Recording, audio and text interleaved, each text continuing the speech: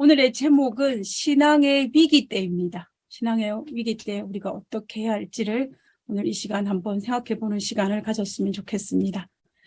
우리는 지난 3년 동안 지속되었던 이제 코로나 바이러스로 인한 긴 팬데믹이 끝이 났습니다. 무사히 잘 통과를 했습니다. 우리는 그 긴 팬데믹을 통과하는 동안 우리의 삶에 여러 가지 많은 변화가 있었던 것은 사실입니다. 근데 그뿐만 아니라 이 기독교에 또 많은 변화가 일어났습니다. 2023년도 올해죠. 올해에 발간된 이 한국 기독교 분석 리포트에서 발표한 내용을 한번 살펴보면요. 이 코로나 전을 100으로 기준을 했을 때 코로나를 통과하면서 어떻게 퍼센테이지가 바뀌었는지를 분석한 리포트입니다. 크게 하나 살펴보면 코로나가 통과하고 난 다음에 현장 예배로 돌아온 그 비율이 그 코로나 전을 100으로 기준했을 때 67.5%밖에 되지 않습니다. 그래서 대략적으로 보면 70% 정도는 다시 교회로 돌아왔는데 나머지 대략 30% 정도는 여전히 온라인으로 예배를 드리거나 아니면 신앙을 버렸거나 이런 데이터가 나온 것을 볼 수가 있습니다. 그래서 오늘 나는 이 돌아오지 않은 30%를 어떻게 다시 교회로 현장 예배로 또 하나님의 신앙 안으로 들을 것인지가 오늘의 이 기독교의 큰 숙제로 남아있는 것이 현실입니다. 우리가 살고 있는 이 미국에 있는 기독교의 상황은 어떤지도 한번 살펴볼 필요가 있는데요. 이 1972년 옛날이죠. 1972년에 보면 미국 전체 인구를 기준으로 했을 때 92%가 기독교인이었다고 합니다. 그러나 이제 코로나가 생기기 바로 직전인 이 2019년도에는 75%였습니다. 그러다가 이제 코로나가 끝나고 난 다음에는 이제 교회 안에 들어온 사람들은 몇 프로냐면 65%, 67% 정도 교회에 들어온 것을 볼 수가 있습니다. 그래서 이제 그 몇 년 사이에 10% 정도가 빠진 것을 우리가 볼 수가 있는 것이죠. 자, 그러면 미국에 있는 이 한인교회의 상황은 어떤지 또 한번 그 결과를 보도록 하겠습니다. 이 재미 한인 기독교 선교 재단에서 그 조사한 데이터 결과입니다. 여기 보면은 캘리포니아가 2019년도에는 988개의 교회가 있었는데 2021년에 830개로 줄어든 것입니다. 그리고 오늘날은 더 줄어들었죠. 2023년도에는. 그래서 우리가 대체적으로 이 전체적인 데이터를 살펴볼 때에 이 코로나 바이러스를 통과하면서 이 교회 안에 이 미국 전역에 한인교회 숫자가 20% 정도 감소했다는 수치를 이제 발표를 했습니다. 그런데 더 심각한 것은 뭐냐면요. 이 미국에 있는 한인교회의 연령 분포에 대한 결과 보고입니다. 이 한국교회는 뭐냐면 한국에 있는 교회를 이야기하는 것이고 미국 한인교회는 미국에 있는 코리안 철치를 이야기하는 것입니다. 이 연령대를 자세히 살펴보시면요. 이 연령대에서 보면 이 미국에 있는 코리안 철치 한인교회에서는 이 39세 이하가 전체 100%에서 5%밖에 차지하지 않는 것을 볼 수가 있습니다. 근데 한국교회는 그나마 26%를 차지하고 있어요. 그런데 이제 60세 이상은 이 미국에 있는 코리안 철치에는 53%를 차지합니다. 53%면 이 전체의 과반수가 넘는 그 연령이 바로 60세 이상이라는 것을 우리에게 통계적으로 보여주는 자료입니다. 그래서 우리는 이 1세대의 신앙을 2세대, 3세대로 넘겨주는 과정에 우리가 큰 난관을 부딪혔다는 사실을 이 통계를 통해서 우리가 알 수가 있다는 것입니다. 물론 우리가 현대 문명이 발달을 하고 또 경제적으로 부강해짐에 따라서 기독교가 침체되어져 가는 것은 사실은 우리가 직면하고 있는 현실이었습니다. 그러나 중간에 변수였던 이 팬데믹이 중간에 뜸으로 말미암아 그 과속도가 붙었고 정말로 많은 경우가 이 침체 속도가 점점 강해졌다는 것을 우리가 통계적으로 수치적으로 볼 수가 있는 것입니다. 그런데 실제적으로 봤을 때요, 이 통계와 이런 수치의 이런 줄어드는 이 근본적인 원인을 살펴보면 그 원인은 믿음을 가진 1세대나 2세대, 3세대 상관없이 모두가 다 우리의 신앙심과 또 우리의 영성에 문제가 생겼다라는 것입니다. 여기에 있는 우리 모두는 아마 예수님의 재림의 그날까지 정말로 끝까지 믿음을 지키고 그다음에 조금 더 나은 신앙 그리고 또 우리가 이 땅에서 성실한 그리스도인을 살면서 우리의 믿음을 우리의 자녀들에게 잘 넘겨주는 것이 우리의 소망일 것입니다. 그는 누구도 우리가 신앙을 하면서 믿는 둥 마는 둥 하면서 신앙하기를 바라는 사람은 아마 아무도 없을 것입니다. 우리 주변에서 오늘날 우리의 주변의 모든 환경들이 실제적으로 신앙을 하기에는 점점 어려운 시기가 있는 것은 사실입니다. 그러나 그럴지라도 정말 오늘날 우리 주변에 있는 모든 통계나 이런 수치들이 또 신자들이 줄고 교회가 줄어가는 이런 세대를 할지라도 우리는 그리스도인으로 살아남아야 하며 또 우리가 어떻게 끝까지 우리의 신앙을 지킬 수 있을 것인지 한번 생각해 볼 필요가 있다라는 생각을 하게 됩니다. 그리고 도대체 무엇이 우리가 끝까지 우리가 신앙을 할 수 있는 비결이 무엇인지 오늘 이 시간 한번 살펴보고자 합니다. 그래서 저는 이 시편 73편을 통하여서 신앙의 위기에 닥쳤을 때 우리가 어떻게 했는지를 한번 구약에 있는 성경의 인물들을 통해서 한번 살펴보기를 원하는 것입니다. 성경의 구약에 있는 인물들은 그들의 신앙의 위기가 닥쳤을 때 어떻게 극복했는지를 살펴보면서 오늘날 우리가 우리의 신앙의 위기가 닥쳤을 때 우리가 그것을 어떻게 극복할 수 있는지를 그 비결을 찾을 수 있을 것이라고 생각합니다. 그래서 시편 73편에 있는 말씀을 오늘 집중적으로 살펴보고자 합니다. 자, 시편 73편의 저자를 성경은 소개하고 있는데요. 여러분 성경책의 74편을 딱 펼치면은 그 제일 상단에 뭐라 그러냐면 이 시편 73편은 누가 지었다라고 되어 있냐면 아삽이 지었다라고 되어 있습니다. 아삽. 자, 아삽은 어떤 인물일까요? 우리가 성경에 보면 역대기에 보면 아삽의 인물에 대해서 몇 번이나 등장하는 것을 볼 수가 있습니다. 우리가 먼저 한 곳을 살펴보면요. 역대상 16장 4절과 5절에 보면 이 다윗이 하나님의 법궤를 예루살렘으로 옮겨오는 과정을 설명할 때에 그때에 이 아삽이 등장합니다. 이 4절에 보면 레위 사람을 세워 여호와의 궤 앞에서 섬기며 이스라엘 하나님 여호와를 칭송하고 감사하며 뭐하게 하였으니? 찬송하게 하였으니. 찬송하는 그룹을 하나님의 그 법궤 앞에 세운 것입니다. 그때 아삽이 그 찬송하는 무리의 우두머리라고 5절에 기록하고 있는 것입니다. 그리고 우리가 그 역대기를 살펴보면 다윗 시대 때의 이 아삽이 하나님을 찬송하는 자의 명단에 나와 있고, 그리고 이 아삽은 그 악기를 다루는 사람으로서 레위 지파 사람이고, 또 이 모든 것을, 이 찬양하는 곳을 관할하는 사람이었다는 것을 우리는 성경을 통해서 확인할 수가 있습니다. 그래서 결과적으로 살펴보면요, 아삽은 이 오늘날 우리 교회의 성가대장이라고 볼 수 있는 것입니다.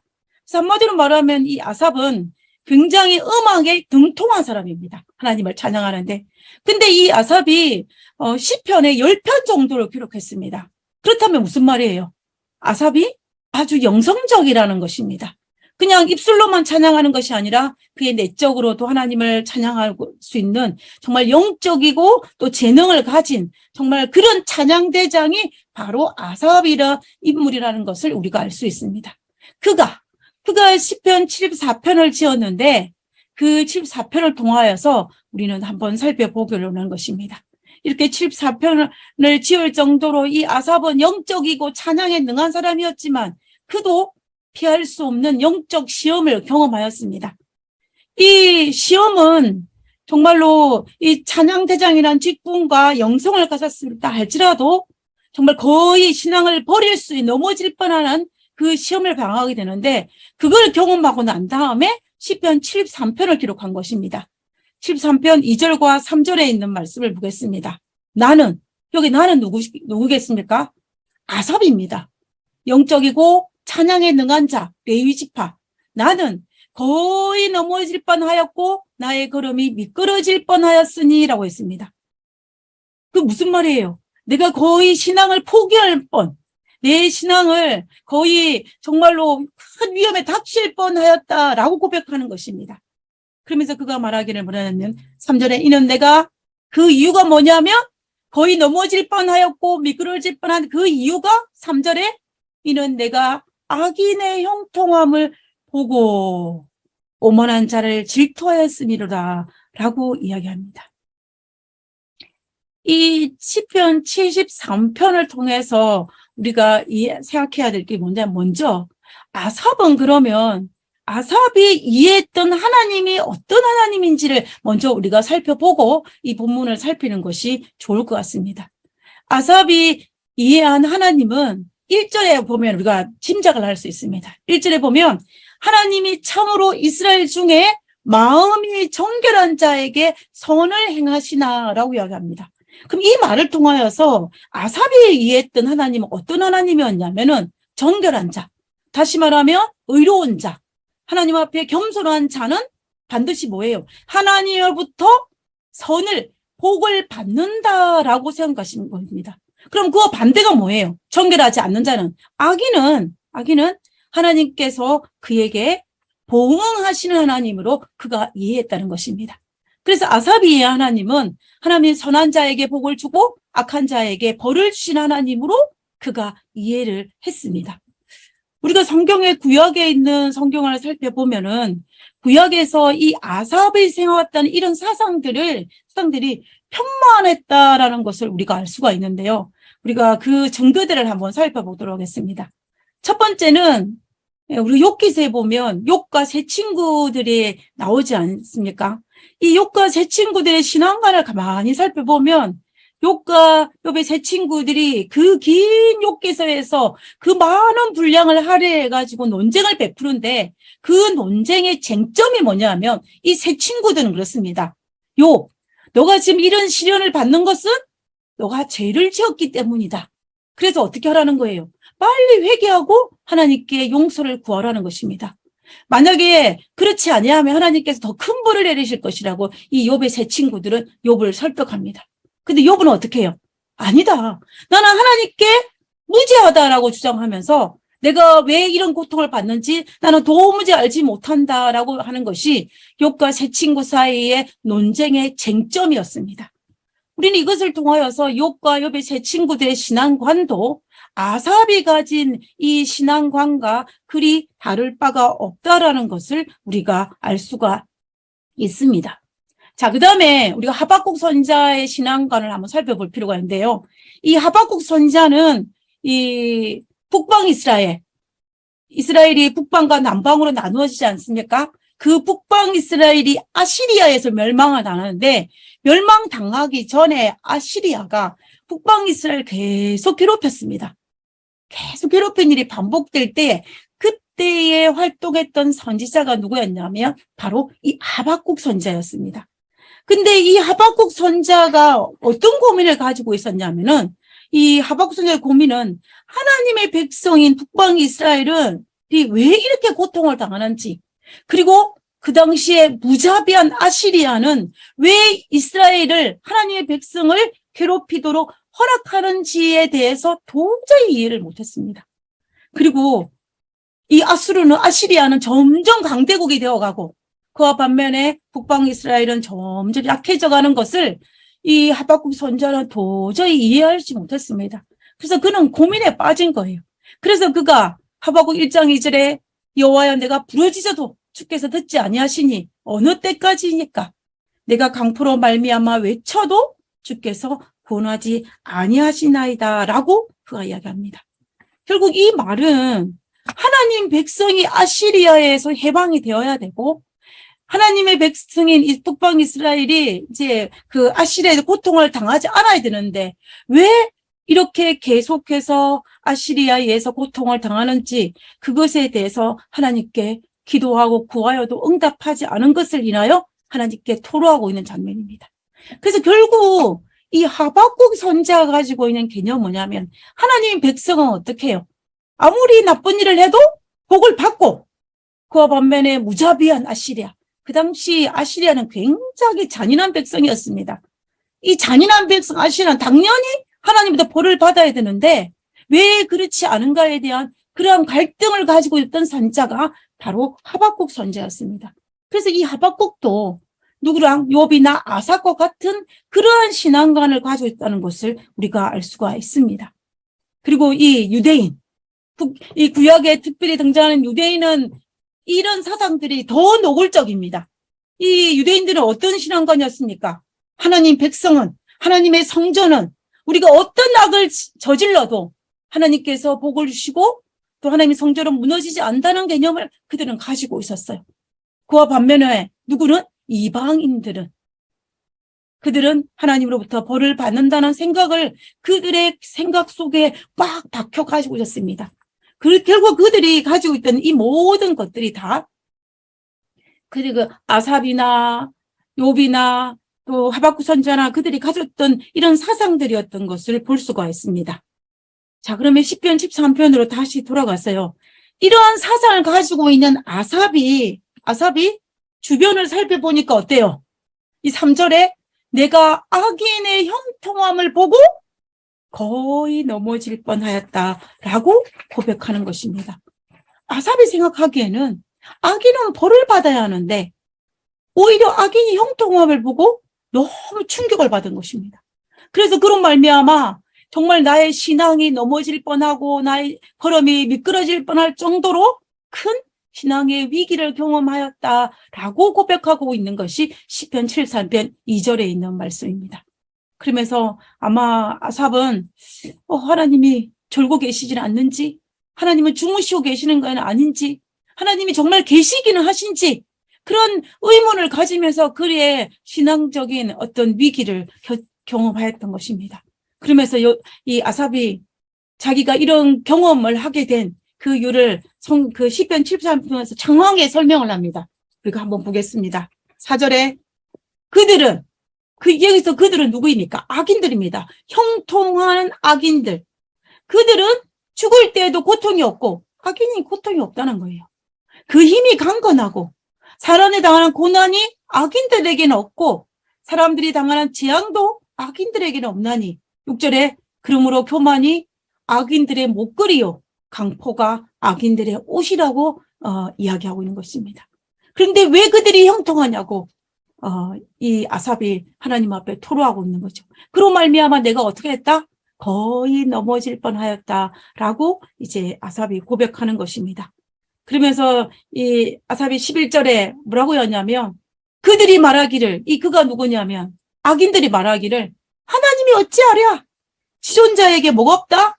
지식이 있으랴 없다라는 이야기예요. 그래서 그들은 어디까지 갔냐면 그 악인들이 하나님을 모독하는 상황까지 갔다라는 것입니다. 하나님을 알지 못한다. 하나님이 지식이 없다라고 그렇게 하는데도 불구하고 하나님께서 어떻게 그들에게 형통함을 허락하시는지에 대해서 이제 이 아삽이 고민에 빠진 것을 볼 수가 있습니다. 그 고민이 최고조로 달하여서 16절에 그가 뭐라고 했냐면 아삽인 내가 어쩌면 이를 알까? 도대체 왜 이런 일이, 왜 이토록 악한 악인들이 형통할까를 생각한즉 그것이 내게 심한 고통이 되었느니라고 이야기했습니다. 그리고 결과적으로 아삽은 이런 주변에 일어난 이 모든 일을 보면서 도저히 이해할 수가 없어서 그는 정말 고민과 갈등에 빠졌다라고 이야기하고 있는 것입니다. 너무 힘들다고 고백하는 거예요. 아마 이 아삽은 하박국 선지자처럼 하나님께 울부짖고 기도에 응답해 달라고 정말 하나님의 때를 썼을지도 모릅니다. 그리고 욥처럼 친구들과 정말 밤이 새면서 이 문제를 두고 이야기를 나눴을지도 모릅니다.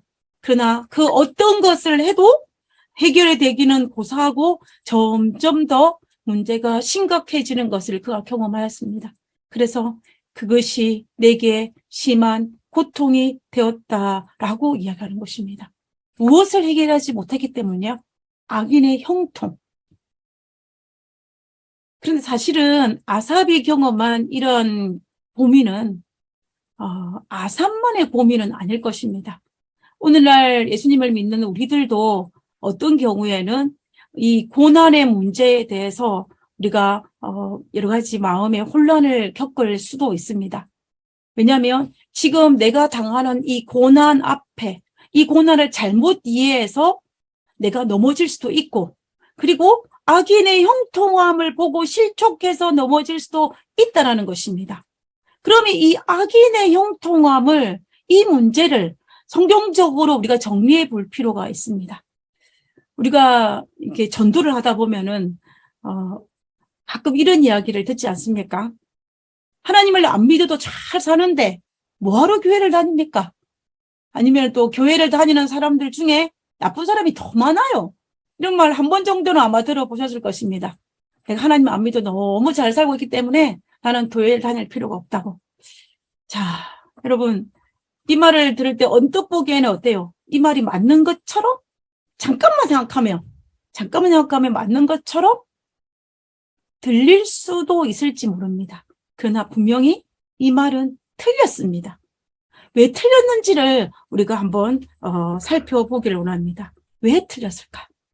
성경은 그 해답을 제시합니다. 시편 73편 17절에 보면 뭐라고 했냐면 하나님의 성소에 들어갈 때에야 그들을 종말을 내가 깨달았나이다 라고 이야기합니다. 이 말이 무슨 말이냐면 아삽이 그렇게 고민과 갈등과 고통이 심했는데 17절에 하나님의 성소에 들어가 보니 그때야 내가 무엇을 그들의 악인들의 종말을 보았다라고 이야기하는 것입니다.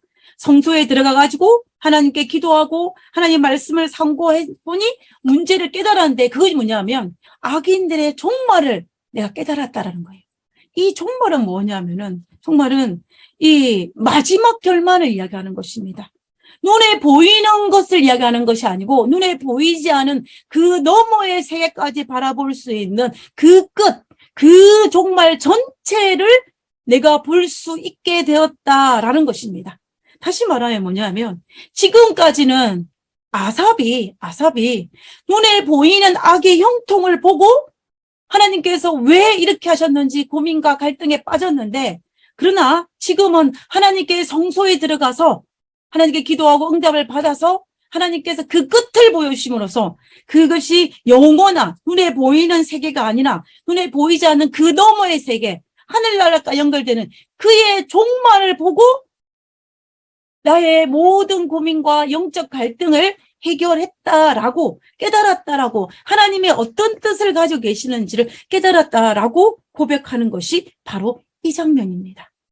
그래서 이 아삽은 악인의 형통은 지금 당장 눈에 보이는 것이 아니라 마지막까지 봐야만 알 수 있는 거구나. 하늘나라까지 연결되어야만 알 수 있다는 것을 깨달은 것입니다. 그래서 결과적으로 악인의 지금의 형통은 무엇이다? 한시적인 것이고 지금 당장의 형통일 뿐이지 이것이 영원한 형통이 아니라는 것을 그가 깨달았다라는 것을 우리가 볼 수가 있습니다. 그래서 여기 보면 또 18절에 주께서 참으로 그들을 악인들을 미끄러운 곳에 두시며 파멸에 던지시니 그들이 어찌하여 그들이 갑자기 황폐하였는가 놀랄 정도로 그들을 전멸하였나이다 라고 했습니다. 여기에 미끄러운 곳에 두시면 모든 일에 잘 되게 그냥 둔다는 것입니다. 그러나 그것들이 오히려 그들에게 화가 되었다라고 황폐, 전멸의 결과를 맞이했다는 것을 볼 수 있습니다. 하나님이 그들이 어떻게 해도 간섭도 안 하시고 또 그들이 잘못을 하고 악을 저질러도 그냥 내버려 두시는 것이 오히려 그들에게 파멸과 황폐가 되었다라는 것을 그가 고백하는 것을 볼 수가 있습니다. 여러분 로마서에 보면 로마서 1장에 보면 정말 그들의 마음속에 하나님의 두기를 싫어하는 그들을 하나님께서 어떻게 대우하셨는지를 설명하는 것이 로마서 1장에 등장을 하는데요. 로마서 1장에 보면 똑같은 단어가 1장에 3번 반복되는 것을 찾을 수가 있습니다. 보면은 그들의 마음속에 하나님을 두기를 싫어하는 그들을 향해 어떻게 했냐면은 이 4절에 그러므로 하나님께서 그들의 마음의 정욕대로 더러움에 어떻게 하사? 내버려 두사. 그대로 두었다는 거예요. 하나님이 간섭하지 않으시고 하나님께서 채찍을 들지 않으시고 그대로 어떻게 했다? 내버려 두셨다라고 기록하고 있는 것입니다. 16절에는 이 때문에 하나님께서 그들을 부끄러운 욕심에 내버려 두셨으니 또 버려 주셨다는 이야기예요. 28절에 그들의 마음에 하나님 두기를 싫어하며 하나님께서 그들을 그 상실한 마음대로 내버려 두사라고 기록하고 있습니다. 그래서 결과적으로 하나님께서 그들의 마음속에 하나님 두기를 싫어하니, 그들이 하나님을 거절하니 그들의 삶에 어떻게 하는가요? 관여하지 않으시고 역사하지 않으시고 또 그들을 채찍질하지 않으시고 버려뒀다라는 것입니다. 그래서 하나님의 징계와 채찍은 사랑입니다. 어쩌면 사랑보다 더 깊은 사랑인 것을 우리가 알아야 한다는 것입니다. 그래서 우리가 신앙생활을 하면서 하나님 있는 백성을 살아갈 때 고난이 닥치고 오히려 하나님 믿지 않은 사람이 더 형통하는 것처럼 보인다 할지라도 하나님께서는 우리를 이 징계와 채찍을 통하여서 하나님의 자녀로 하게 하기 위한 하나님의 사랑의 채찍임을 우리가 알아야 한다는 것입니다. 만약에 그 어떤 채찍을 하지 않은, 그 어떤 훈계를 하지 않은 부모는 진짜 부모라고 할 수가 없을 것입니다. 자녀가 잘 되기를 바라는 부모들은 그 자녀에게 훈계를 할 수밖에 없고 채찍을 둘 수밖에 없는 것과 똑같은 것입니다. 그래서 정말로 우리가 아삽이 발견한 그 형통은, 진짜 형통은 지금 당장 눈에 보이는 그 형통이 아니라 우리의 영원한 마지막까지 살펴보아서 했을 때의 형통이 진짜 형통이라는 것을 이 아삽이 알았다는 것입니다. 그래서 아삽은 그 모든 것을 깨닫고 그가 성소에서 그것을 깨달았다라고 이 아삽이 기도하는 것을 볼 수가 있습니다. 결국 무슨 말이에요? 아삽이 그 모든 문제를 해결한 곳이 어디였습니까? 성소에 들어갔을 때. 아삽이 교회에 예배를 드리러 갔을 때에 말씀을 통하여서 그 고민과 그 문제를 해결하였다라고 고백하는 것입니다. 저는 20대 때 진짜 갈등이 많았어요. 고민이 많았습니다. 그래서 제가 지금 20대로 다시 돌아갈 거냐고 물어보면, 그때 그 고민들 때문에 제가 주저해요, 사실은. 지금보다 더 영적인 갈등이 훨씬 더 많았던 그 시절이 20대였던 것 같아요. 그때는 미래가 불확실하고, 제가 세웠던 계획들이 자꾸 무너지는 것들을 경험하면서 여러 가지 많은 지금 현재의 삶도 불안하고, 여러 가지 이 미래에 대한 이런 것들 때문에 고민과 갈등이 많았던 시절이 바로 제가 20대였는데, 그래서 그때는 찬미를 불러도 눈물이 나고, 설교를 들어도 눈물이 나고, 기도를 해도 눈물이 날 그런 시절이 아마 20대 시절이었던 것 같아요. 그래서 그때 제가 정말로 그 힘든 시절을 하면서 제가 정말로 붙들었던 찬미가 있습니다. 복음성가인데 이 가사가 너무 좋아서 제가 이 말씀을 붙들면서 20대를 보냈던 것 같아요. 제가 옛날에 한번 소개를 해드렸던 그거기도 한데요. 아버지의 길입니다. 아버지의 길이, 아버지 하나님이죠. 하나님의 길이 내 눈에 보기에는 크고 보이고 또 내 심장이 울렁이고 가슴 아파도 제가 불안하고 갈등이 심했잖아요. 딱 제 마음 같았어요. 그렇지만은 마음속에 여전히 기뻐하는 까닭은 하나님은 실수하지 않으실 거란 그 희망 때문인 거예요. 내가 세운 계획이 빗나갈지 모르고 계속 빗나갔잖아요. 나의 희망 덧없이 쓰러질 수 있지만 그러나 나 여전히 인도하시는 주님 신뢰하리니 하나님은 실수하지 않으심이라. 어두운 밤 어둠이 깊어만 가고 새날이 다시는 밝지 않아도, 이게 한마디로 말하면 이 신앙이 너무 어렵다는 거예요. 그래도 나는 나의 신앙 부여잡고 주님께 맡기리니 하나님은 실수 않으심이라. 지금은 내가 볼 수 없는 건 너무 많아서 너무 멀리 가물가물 아른거려도 운명이 오라 나 오직 의지하리니 만사를 주님께 내어 맡기리. 제가 이 찬미를, 이 복음성가를 부르면서 정말 많이 울었던 것 같아요. 그만큼 저는 내가 세운 계획이 빗나가고 하나님의 길이 굽어 보이는 이 상황 속에서 하나님은 실수하지 않을 것이라는 그거 하나만 잡고 가는 거예요. 그런데 이런 고민들을 하고 있을 때 제가 어느 날 안식일 날 교회를 가가지고 여러분 안식일 학교를 참석을 했는데 그때 한 자매가 간증을 했어요. 그 간증을 하는데 그 간증 속에 자기의 개인적인 간증을 쫙 이야기를 하면서 마지막에 이 자매가 무슨 이야기를 하냐면요. 이름만 하는 것입니다. 내가 지금은 자욱한 안개 속을 거닐지라도 하나님은 여전히 나를 영광스러운 곳으로 인도하고 계시는 중입니다. 이 말을, 이 문장을 이제 그 간증을 마무리하면서 이 말을 썼어요. 제가 이 말을 딱 듣는 순간 제가 지금까지 했던 그 모든 고민에서 헤어나올 수 있는 하나의 뭘까요? 모티브가 되었습니다. 아, 내가 지금 여전히 헤매고 내가 지금 한 치 앞도 보지 못하는 안개 속이지만은 그러나 지금도 여전히 하나님은 나를 하나님의 영광스러운 인도하고 있는 중이라는 사실을 깨달았어요. 그래서 내가 지금 헤매고 있고 정말 한 치 앞도 보이지 않는 상황이긴 하지만 그러나 나는 어떻게 하면 하나님만 붙들고 있으면 하나님께서 나를 영광스러운 인도하고 계실 것이다라는 그 믿음을 제가 가지게 되었습니다. 제가 만약에 그때 그 갈등이 있을 때 신앙을 포기하고 성소를 찾지 않았다면 정말 저는 더 많은 시간을 정말 힘들어했을지 모릅니다. 저의 미래에 대한 것 때문에. 그러나 그 안식일에 제가 성전을 찾았고 그리고 그 예배를 참석했기 때문에 저는 지금까지 그 어떤 것들도 저를 해결하지 못한 것들이 정말 이 지나가면서 했던 이 마지막 문장, 이 문장으로 말미암아 하나님께서 나를 어떻게 대하고 있다는 것을 깨달은 것입니다. 제가 그 모습들을 살펴보면서 교회에 갔기 때문에 저는 이 말씀을 들을 수 있다고 생각을 해요.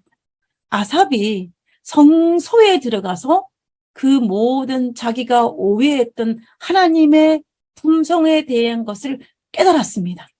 그래서 그가 그 모든 그토록 실족하여 넘어질 뻔하게 했던 그 문제를 성소에 들어가서 깨달을 수 있다는 것입니다.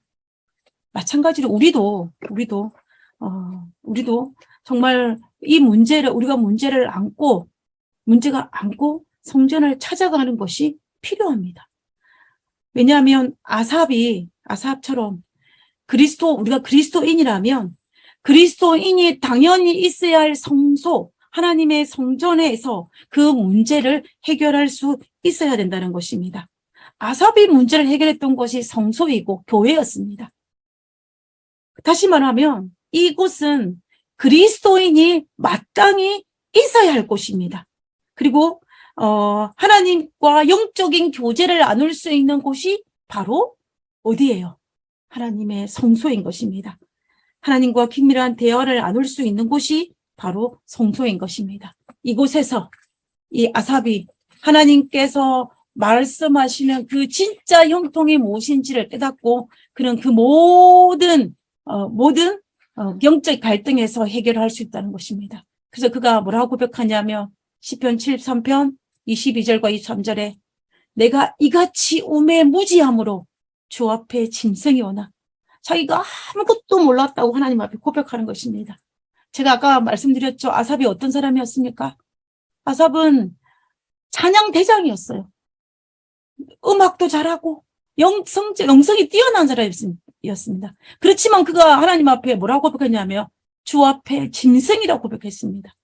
그러면서 23절에 내가 항상 주와 함께하니 내가 주와 함께하니 내가 짐승이지만 그러나 내가 성전에 들어가고 주와 함께하니 거의 넘어질지라도 미끄러질지라도 성소에 들어가니 주께서 내 오른손을 붙들었다라고 이야기하고 있는 것입니다.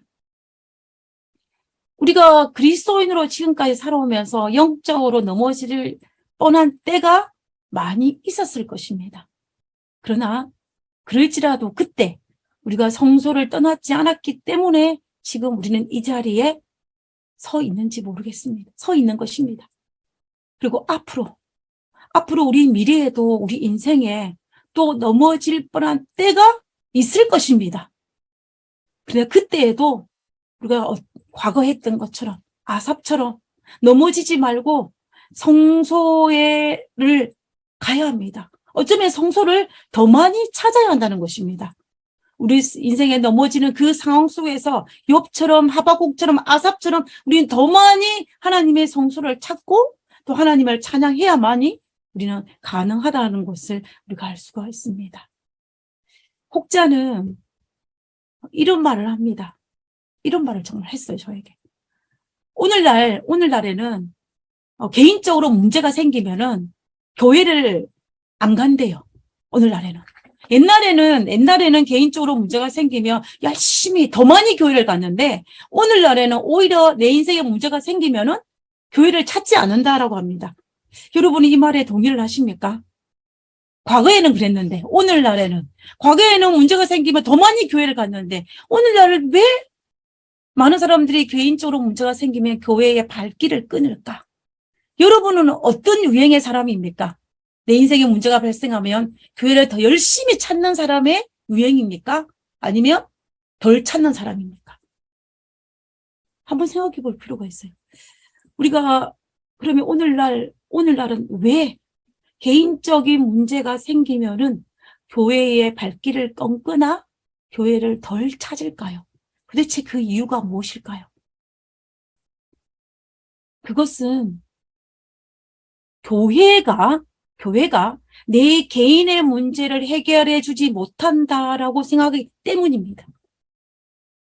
신앙이 내 삶의 문제를 해결해 줄 수 없다라고 생각하기 때문입니다. 하나님이 내 개인적인 삶의 문제를 해결해 주지 못한다라고 생각하기 때문에 내 인생에 문제가 생기면 교회의 발길을 끊거나 교회를 덜 찾게 되는 것입니다. 이것이 오늘날 우리가 직면해 있는 오늘날 이 세대의 한 풍조인 세속주의 풍조의 한 폐단입니다. 이 교회 따로 신앙 따로 삶 따로 딱 분리시키는 것입니다. 교회는 교회이고 내 삶은 내 삶이라는 그런 생각. 교회가 하나님을 만나고 내 삶의 어떤 모든 것을 할 수 있는 신앙의 공동체라고 생각하는 것이 아니라 교회가 어떤 사교적인 그 집단이라고 생각하는 개념이 있기 때문에 내 인생에 문제가 생기면 교회를 찾지 않고 교회를 도와 더 멀어지는 그런 경향이 있다는 것입니다. 참으로 슬프고 슬픈 일입니다. 하나님께서 교회를 세운 목적을 상실한 것입니다. 이런 전략은 사단의 전략입니다. 사단의 전략이 바로 이 교회와 우리의 삶을 분리시키는 것입니다. 신앙과 우리의 삶을 분리시키는 것이고 하나님과 우리의 삶을 분리시키는 것입니다. 이 사탄의 전략에 우리는 절대로 넘어가면 아니 된다는 것입니다. 그러면 어떻게 해야 돼요? 내 신앙에 문제가 생기면 나는 더 열심히 하나님을 찾고 내 신앙에 문제가 생기면 더 열심히 내가 그 나의 신앙을 신앙을 키우고 교회를 더 열심히 찾는 것이 그리스도인의 본 모습이라는 것입니다. 그러므로 우리는 절대로 어떻게 해야 돼요? 절대로 우리가 잊지 말아야 될 것이 이 모든 문제가 발생했을 때 그 해결 장소가 성소고 하나님이고 어디라는 거예요? 성소고 하나님이고 바로 하나님과 영적인 교제를 나눌 수 있는 그곳이 바로 라는 것을 우리가 알아야 된다는 것입니다. 모든 문제를 해결할 수 있는 곳이 하나님이 존재한 앞이라는 것을 우리가 알아야 됩니다. 이 시편의 저자는 이것을 깨닫고 성소에 가가지고 이 문제를 깨닫고 너무 감사했습니다. 그래서 그가 뭐라고 고백하냐면 지금 당장은 어때요? 지금 아삽의 눈에 보이기에 지금 당장은 여전히 어렵고 공고합니다. 여전히 악인들이 형통하는 것처럼 보여요. 그럼에도 불구하고 이 시편 13편을 마무리하면서 아삽이 뭐라고 하나님께 찬양을 하냐면 28절입니다. 하나님께 가까이함이 내게 복이라. 이 아삽이 거의 넘어질 뻔했는데 뭐라고 얘기합니까? 내가 하나님 가까이 있는 이 사실 이 하나만으로도 내게 무엇이라? 복이라라고 말하는 것입니다. 그리고 내가 주 여호와를 나의 피단처로 삼아 주의 모든 행적을 전파하리로다 라고 고백하는 것입니다. 그래서 아삽이 13편을 마무리하면서 내린 결론이 뭐냐면 아삽이 내린 결론은 진짜 복은 진짜 형통은 하나님을 가까이 있는 삶입니다. 하나님 곁에 사는 삶이 바로 진짜 형통이라는 것을 그가 알고 고백한 것이 바로 28절의 이 말씀인 것입니다. 내가 이제는 어떠한 일이 있어도 어떻게 하겠다? 하나님과 함께하는 것이, 하나님 가까이 있는 것을 최우선으로 하겠다라고 고백하는 것이 바로 28절의 이 고백인 것입니다. 그래서 결국 이 시편 13편을 통해서 아삽은 정말로 하나님과 가까이 하는 것이 진짜 형통이라는 것을 알고 고백하는 것을 볼 수가 있습니다. 오늘 우리가 살아가는 이 시대가 비록 현실적으로, 통계적으로, 수치적으로, 영적으로 우리가 정말 하나님을 좀 더 열정적으로 믿고 우리의 신앙을 잘 하기 어려운 세대에 살고 있는 것은 사실이기는 하지만 그럼에도 불구하고 이 아삽이 내린 이 결론을 우리는 끊임없이 되뇌게 합니다. 하나님께 가까이함이 내게 복이라. 하나님께 가까이함이 내게 복이라. 이 말씀을 되뇌이면서 지금은 내 눈앞에 여러 가지 우리를 오해하게 하는 일들이 발생한다 할지라도 그러나 그 결국에 가서는 하나님께 가까이함이 진짜 형통이고 하나님께 가까이하는 것이 복이라는 사실을 우리가 깨닫고 정말 우리가 어떤 문제가 발생했을 때 하나님을, 교회를 멀리 떠나는 것이 아니라 그럴 때 더 가까이 들어가서 더 열심히 참여함으로 말미암아 모든 문제를 해결할 수 있는 그런 우리가 되었으면 좋겠습니다. 성경에 있는 모든 믿음의 도덕들이 그들이 영적으로 문제가 생겼을 때 그 방법을 통해서 회복했다는 사실을 우리는 성경을 통해서 확인할 수가 있습니다. 그러므로 우리도 정말 하나님께 더 가까이 감으로 말미암아 이 모든 이 영적인 위기에서 거의 넘어질 뻔한 위기가 온다 할지라도 그것을 극복하고 하나님께 진짜 형통의 복을 받는 우리 모두가 되기를 간절히 바라면서 오늘 말씀을 드리고자 합니다.